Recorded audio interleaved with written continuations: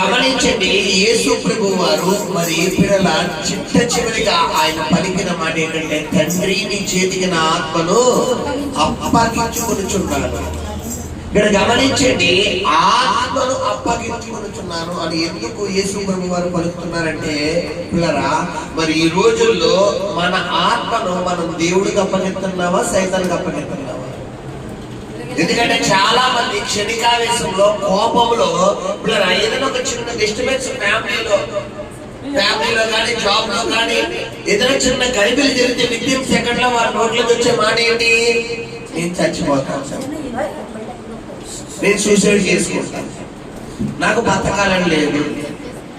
మరి సహోదరుడా, నిన్ను ఈ లోకానికి దేవుడు రప్పించి చూడండి. గతంలో నేను మీకు ఒక మనిషి పిల్లరా ఒక మనిషి యొక్క పుట్టుక గురించి నేను వివరించాను. స్త్రీలో ఉన్న ఎక్స్ క్రోమోజోములు, పురుషులో ఉన్న వై క్రోమోజోముల యొక్క సంపర్కం వల్ల, పిల్లరా భార్యాభర్తల యొక్క సంపర్కం వల్ల తల్లి గర్భములోకి పిల్లరా మరి అండము రిలీజ్ అయ్యి దాదాపు కొన్ని కణాలు రిలీజ్ అయ్యి, పిల్లరా ఆ కణాలు ఉత్పత్తి చెందిన తర్వాత 1,00,000 కణాలు, ఉదాహరణకు 1,00,000 తీసుకుంటే కొన్ని లక్షల కణాలు రిలీజ్ అవుతాయి.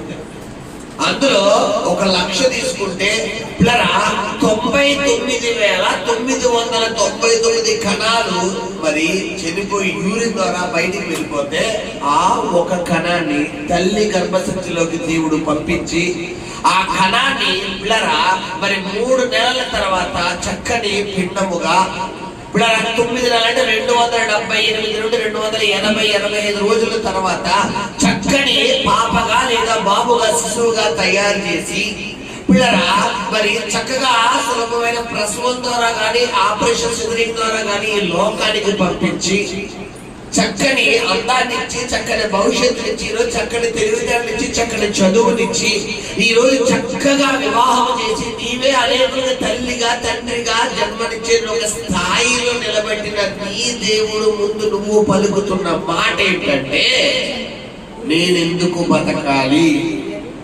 చెప్పాలి. 1,00,000 మందిలో 99,999లో లేని ధన్యత నీకిచ్చినందుకు 3 నెలల్లోనే అబార్షన్ అయిపోయి, 6 నెలలకే అబార్షన్ అయిపోయి, 9 నెలల్లోనే ఉమ్మనీరు తాగేసి చనిపోయినటువంటి వారిలో లేని ధన్యత. చాలా మంది డెలివరీ ఆ టైంలో ఆ యొక్క పురుడెప్పుల్లో బిడ్డ అడ్డం తిరిగి లేదా బిడ్డ నలిగిపోయి బయటికి వచ్చి, పిల్లరా మరి చనిపోయిన శిశువుగా బయటికి వచ్చినటువంటి లేని ఆ స్థితిలో లేని ధన్యత నీకు ఇచ్చినందుకు గాను నువ్వు దేవుడి దగ్గర పలుకుతున్న మాట ఏంటమ్మా చెప్పాలి? చనిపోతాను.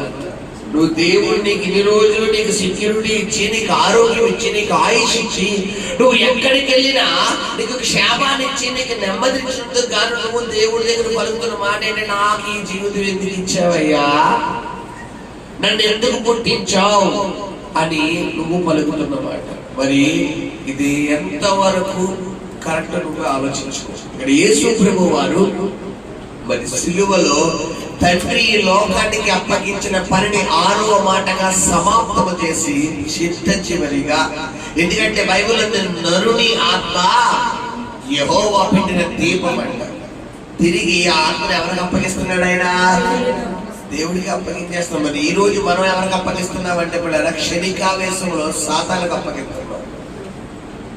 నువ్వు అనుకుంటున్నావు ప్రియ సహోదరి సహోదరుడా, కోపంలో ఏదో అనేస్తాను, నేను నిజంగా చేయను. లేదు, నీకు తెలియని ఒక రహస్యం చెప్పి నేను ముగిస్తాను. ఏంటంటే చాలా మంది గొడవలైనప్పుడు, కోపం వచ్చినప్పుడు, లేదా ఇంట్లో తిట్టుకున్నప్పుడు, కొట్టుకున్నప్పుడు వారి నోటి నుంచి పలికేవి తరచుగా 2 మాటలు ఉంటాయి పిల్లరా. 1 చనిపోతా, 2 ఎక్కడికన్నా వెళ్ళిపోతా. నేనున్నంత వరకు నా విలువడికి తెలియదు, నేనున్నంత వరకు నా విలువ తెలియదు, ఎక్కడికన్నా వెళ్ళిపోతే అప్పుడు నేనంటే నీకు ఏంటో తెలుస్తుంది అని సాధారణంగా ఈ డిస్కషన్ ఎవరి మధ్య తెలుసా? భార్యాభర్తల దగ్గర జరుగుతుంది. ఈ ఇంట్లో వెళ్ళిపోతాన డిస్కషన్ ఎవరి దగ్గర జరుగుతుంది తెలుసా? తల్లి బిడ్డల దగ్గర. ఈ పిల్లలు తల్లిదండ్రులు ఏమన్నా గట్టిగా గడ్డించారనుకోండి, నేను అడగనే వెళ్ళిపోతాను. ఎవడన్నా బెదిరిస్తున్నా నువ్వు వెళ్ళిపో చూడు, కుక్కలు జిమ్ములు విస్తరాగా అయిపోతుంది.